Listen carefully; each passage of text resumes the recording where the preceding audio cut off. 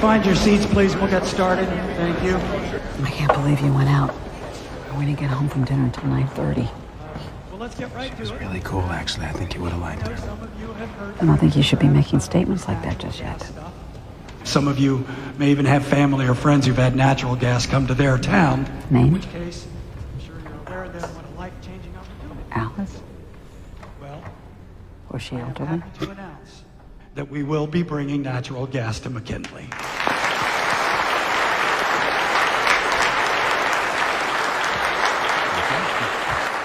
How do they get the gas? Ah, Frank, how are you? Listen, What is that? Lemonade. the company we're going to be working with is called Global. Yeah, is it good? It's fantastic. It's fresh squeezed. There's a kid selling it out there. She is cleaning up. You want some? No. Complex process. There are these rock deposits underground, deep, miles underground. And they create these drills that go down 2 or 3 miles, and the breaking of that shale is what actually releases the gas. It's called fracking. Excuse me? The process is called fracking. That's right, Frank. Now, if you'd let me finish, please. We have a basketball I would team. encourage all of you, when you go home, to Google that word and see what you find. Unfortunately, it's not nearly as simple as what Supervisor Richards had just laid out. Frank, I'm sure we all appreciate the point you're trying to make, but there's no decision to be made here. We need this. I'm sorry, but this thing here, it may not be the saving grace that you all want it to be. Now, Jerry started this thing off by saying natural gas coming in here is life-saving, and it is.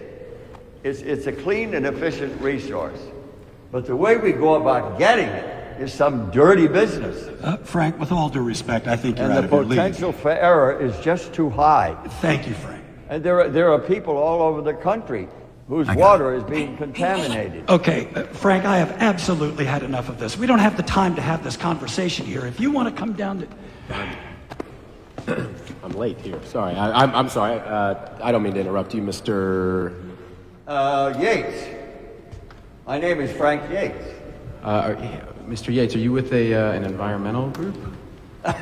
No. No. Well, what line of work are you in, sir? I'm a teacher at the high school. A teacher. I teach science. What about you, Mr. Okay, yeah, well, I deserve that. Steve Butler is my name. I'm a consultant here with Global. I only caught the tail end of what you were saying, but you seem like someone who's done his homework. Could I ask you, though, where'd you get your information? Mr. Butler, you and I both know the information I've been talking about is vast and detailed. You're probably right. I'm not the guy with all the answers. Oh, well, then you'd be the perfect guy for them to send here to deny everything. Well, look, I'm not going to deny that this issue has been made pretty complicated by a few companies who've had their share of incidents, but we've been fracking in this country for over 50 years. This is not a new issue. This is not a new technology. But Global is being sued. Isn't that true, Steve? Yeah, that's true. That's true. Just like any other company our size in any other industry. And the way we handle those lawsuits is we stand up to them, because we're not in the business of handing out free money to people who make false claims against us. And the takeaway here is how many times we've lost, and that's none. We've never, ever lost one of these cases. Well, you can't lose a game that's still being played. Look, Steve, I'm sure that even you can admit that fracking is far from a perfect process. Perfect? Of course not.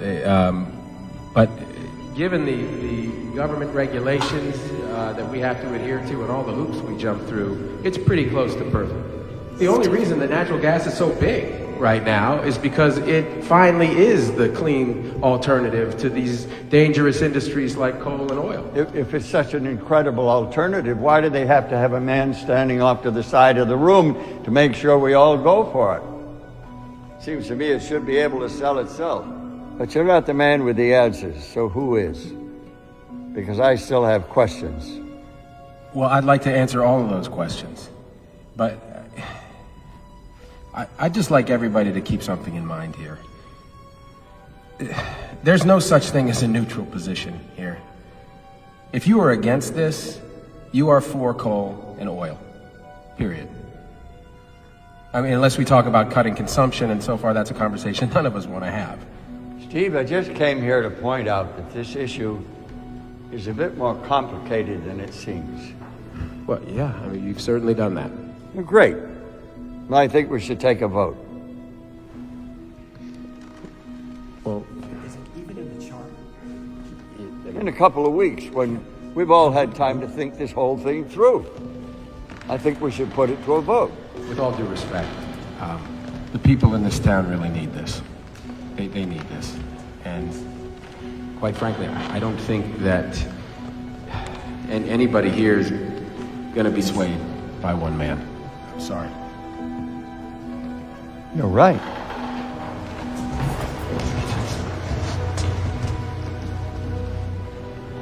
These people and I came here to say we strongly believe this is not in the best interests of this town. Hey, Jerry. Jerry, I'm sorry. These kids have regionals coming up. Yeah, Stan, sure thing. Go ahead.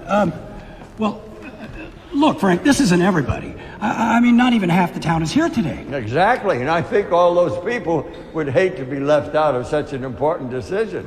Frank. Jerry, let's face it. We both know that money can lead very often to bad decisions. You've seen the same numbers I have, and with the recent figures on deposits in this area at $150 million, let's all take some time to think it through. $150 million? Those are the latest numbers out of the university. Well, $150 million is a lot of money. Let's have a vote. Say 3 weeks' time. We're adjourned. Asshole.